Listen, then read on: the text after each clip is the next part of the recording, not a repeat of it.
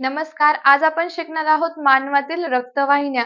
रक्तवाहिन्या म्हणजे विशिष्ट प्रकारच्या असतात ज्या आपल्या शरीरामध्ये रक्ताला वाहून नेण्याचे कार्य करतात. व मानवात किती रक्तवाहिन्या आहेत आणि त्यांचे कार्य काय आहे? अशुद्ध रक्त कोण वाहून नेतं? शुद्ध रक्त कोण वाहून नेतं? किती थरांनी या रक्तवाहिन्या बनलेल्या असतात? हे सगळं आपण या व्हिडिओमध्ये बघणार आहोत. तर सुरुवात करूया मानवी रक्तवाहिन्यांना. तर बघा मानवामध्ये 3 प्रकारच्या रक्तवाहिन्या असतात जसे की धमनी, शिरा आणि केशवाहिन्या. ह्या काय आहे? मानवी रक्तवाहिन्या आहेत. जिथे तुम्हाला दिसत आहे धमनीचं कार्य काय असतं? धमनी शरीरामध्ये शुद्ध रक्ताचे वहन करते. काय करते धमनी? शुद्ध रक्ताचे वहन करते. शुद्ध रक्ताचे वहन. जसं शिरा आहेत तर त्या करतात अशुद्ध रक्ताचे वहन. शिरांचं काम असतं अशुद्ध रक्ताचे वहन करून नेणे.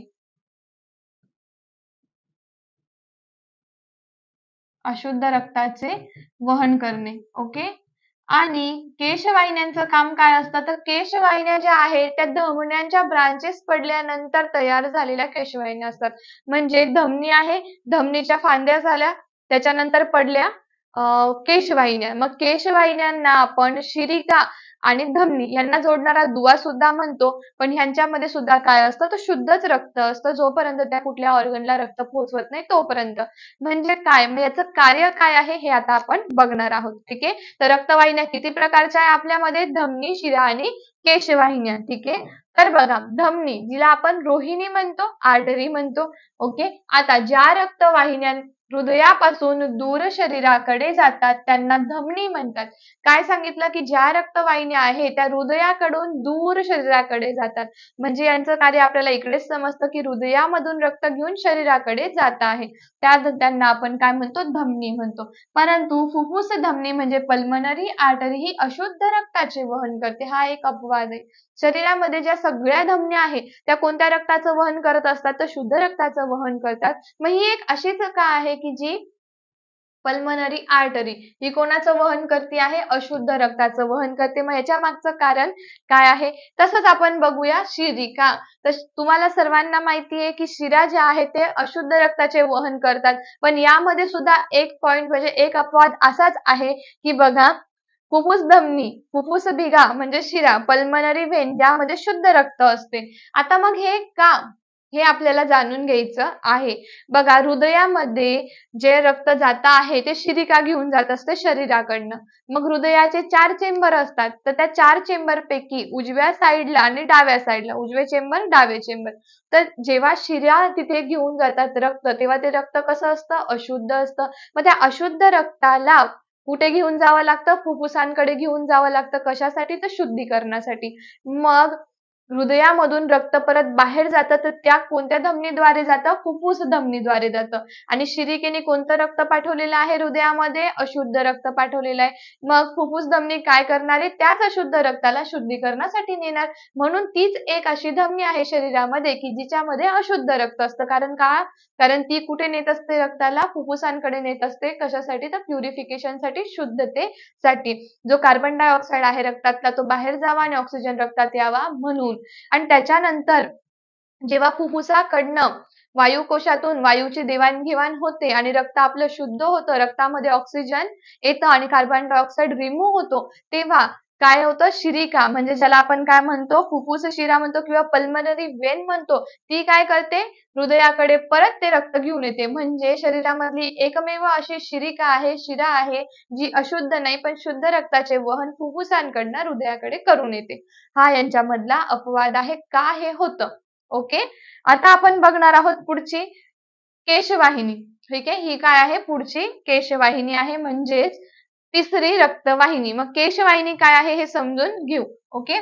या अशा प्रकारच्या रक्तवाहिन्या आहेत ज्यांच्यातून रक्त हे पेशींशी संबंधात येते. या काय आहे? अशा प्रकारच्या केशवाहिन्या आहे की ज्यांच्याशी जे रक्त आहे हे पेशींच्या संबंधात येते कारण यांच्यामधलं रक्त जे आहे ते पाझरत असते. ठीक आहे. म्हणजेच धमनी व शिरा यांना जोडणाऱ्या रक्तवाहिन्या म्हणता येईल. जसं की मी आधीच तुम्हाला सांगितलं की आपण केशवाहिनींना काय म्हणू शकतो? की धमनी आणि शिरांना जोडणाऱ्या काय आहे? ह्या रक्तवाहिन्या आहेत. आता रक्त कसं काय याच्या ऑर्गन मध्ये आपलं जातं? बघा इथे आहे पेशी. ठीक आहे. कुठल्या तरी पेशी तुम्ही समजून घ्या. ओके. आणि इकडे आहे केशवाहिन्या. तर केशवाहिन्यांमधनं रक्त पाझरत असतं. केशवाहिन्या ह्या एकाच थराने बनलेल्या असतात, त्याच्यातून रक्त पाझरत असतं.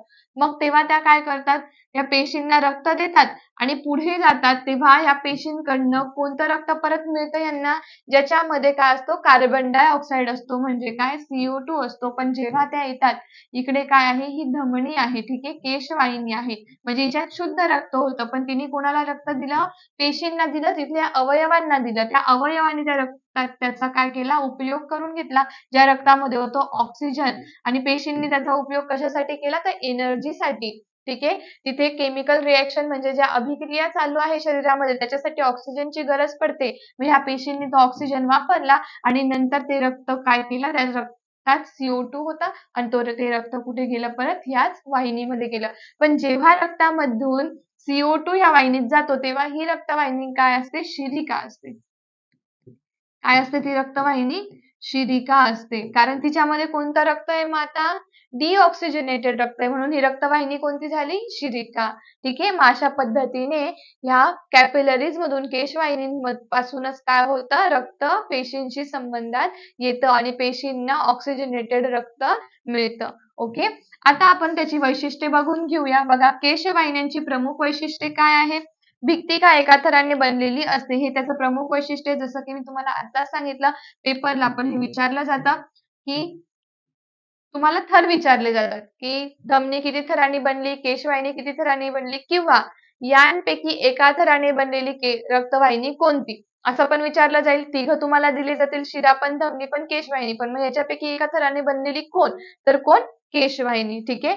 रक्त आणि पेशी यांच्यातील वायूची, अन्नाची, सगळ्यात महत्वाचा घटक आहे रक्त आणि पेशी यांच्यातील वायूची, अन्नाची व उत्सर्जित पदार्थांची देवाणघेवाण केवळ केशवाहिन्यांमार्फत घडते. आता वायू एक्सचेंज होतात, जसं ऑक्सिजन पेशींपर्यंत पोहोचतो, पेशींनी काय केलं, तिथे केमिकल रिएक्शन केलं, तर त्याच्यापासून जो कार्बन डायऑक्साइड तयार होतो, तो पुन्हा रक्तामध्ये येतो. म्हणजे काय झालं, वायूची देवाणघेवाण, अन्नाची देवाणघेवाण आणि काही उत्सर्जित काही टाकाऊ पदार्थ असतील त्याची सुद्धा देवाणघेवाण ही कशामार्फत केली जाते, पेशींची.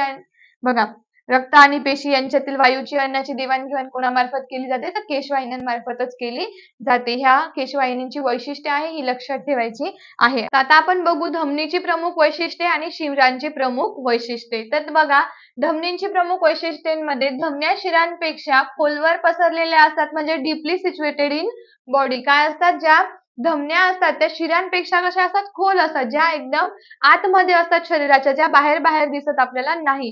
तसंच बघा, शिरांचं काय सांगितलेलं आहे, की शिरा या शरीराच्या त्वचेलगतच, म्हणजेच धमन्यांपेक्षा थोड्या वर असतात, त्याला आपण सुपरफिशियली सिच्युएटेड म्हणतो.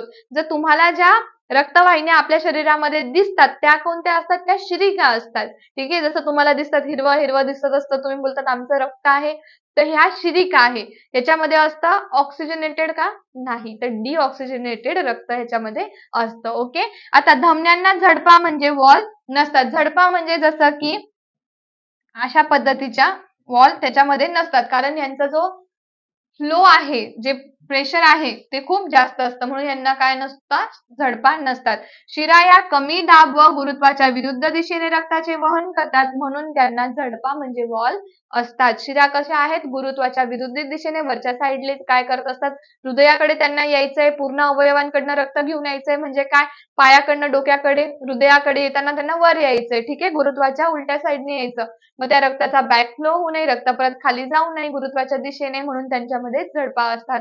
आणि शिरांमध्ये रक्तदाब हा कमी असतो. किती असतो ते आपण बघणारच आहोत. बघा, रक्तदाब हा धमन्यांपेक्षा, आता रक्तदाब हा धमन्यांमध्ये जास्त असतो. किती असतो बघा, 100 mmHg. आता mmHg म्हणजे मर्क्युरी इन मिलीमीटर. ओके. किती असतो, 100 mmHg असतो. तर शिरांचा रक्तदाब फक्त 10 ते 20 mmHg इतकाच असतो, खूप कमी असतो. रक्तदाबावर प्रश्न विचारला जाईल, त्याच्यामुळे ह्याचा छान अभ्यास करायचा आहे. धमनींचं रक्तदाब बघितलं जातं जेव्हा ब्लड प्रेशर काउंट करतात. ठीक आहे. डॉक्टर जेव्हा ब्लड प्रेशर मोजत असतात तेव्हा त्या कोणाचं करतात मग ब्लड प्रेशर काउंट? शिरांचं करतील का? नाही, धमनीवरती आपलं ब्लड प्रेशर काउंट होत असतं. धमनीचा किती आहे नॉर्मल रेंज? 100 mmHg आणि शिरांचा आहे 10 ते 20 mmHg. ओके. धमन्यांच्या भित्तिका म्हणजे वॉल्स स्थितिस्थापक व स्नायूयुक्त म्हणजे इलॅस्टिक असतात आणि शिरा या कमी स्थितिस्थापक म्हणजे इलॅस्टिक असतात. का? धमन्यांच्याच ज्या वॉल्स आहेत, ठीक आहे, ज्या भित्तिका आहेत त्या जास्त स्थितिस्थापक म्हणजे इलॅस्टिक असतात. जेव्हा रक्ताचा फ्लो जास्त येईल, रक्ताचा प्रेशर रक्त प्रेशरने पुढे जाईल तर तेव्हा त्या स्थितीनुसार त्या कशा होऊन जातात? बदलून जातात. समजा अशी वॉल आहे, ठीक आहे, तर रक्त आलं तर ते रक्त जसं जात आहे तर त्या स्थितिस्थापक इलॅस्टिक म्हणजे त्या काय होतील? थोडंसं त्या स्थितिस्थापक आहे, त्यांच्यात इलॅस्टिसिटी आहे म्हणजे ते साईज थोडी कमी जास्त करू शकतील. ओके. जसं शिरा करतील का? नाही, कमी स्थितिस्थापक आहे कारण त्यांच्यामध्ये तेवढा रक्तदाबच नसतो. ओके. आता धमन्यांची भित्तिका ही साधारणतः शिरांपेक्षा जाड असते म्हणजे थिक असते कारण येथे रक्तदाब जास्त असतो म्हणून धमन्यांची आतून पोकळी शिरांपेक्षा छोटी असते. आता तिची की थर जो आहे, जाडी जी आहे, भिंती जी आहे भित्तिका ती कशी असते? ती थिक असते. ठीक आहे, एकदम अशी थिक. आता इकडे जर एवढी थिक झाली तर मधून पोकळी कमी येईल ना, म्हणजे इकडनं मधून पोकळी कमी म्हणजे रक्तदाब कसा एकदम फ्लोने जाईल इथून रक्त, म्हणजे काय झालं? रक्तदाब जास्त असतं. तसंच शिरांच्या भित्तिका एकदम पातळ असतात, एकदम थिन असतात बघा अशा, एकदम थिन असतात म्हणून आतून पोकळी जास्त असते बघा. याची पोकळी किती आहे? जास्त. आता इथे जर ही घेतली, ठीक आहे, इथून पोकळी किती याची? कमी. मग ही कोण आहे? धमनी आहे. ही कोण आहे? शिरीक आहे. मग धमनींची भित्तिका कशी आहे? जाड आहे, ठीक आहे. शिरांची कशी आहे? एकदम पातळ म्हणजे थिन असते. आपल्याला ज्या बघायच्या होत्या केशवाहिन्या, रक्तवाहिन्या आणि त्यांचे वैशिष्ट्ये ते आपण बघितलेले आहोत. धमनींची प्रमुख वैशिष्ट्ये, शिरांची प्रमुख वैशिष्ट्ये आणि केशवाहिनीची वैशिष्ट्ये आपण बघितली आहेत. आपल्याला काय बघायचं होतं? मानवी रक्तवाहिन्या बघायच्या होत्या. तर कोणत्या कोणत्या रक्तवाहिन्या होत्या? शिरा, धमनी आणि केशवाहिनी आणि यांचे वैशिष्ट्य सुद्धा आपण बघितलेले आहे. ओके.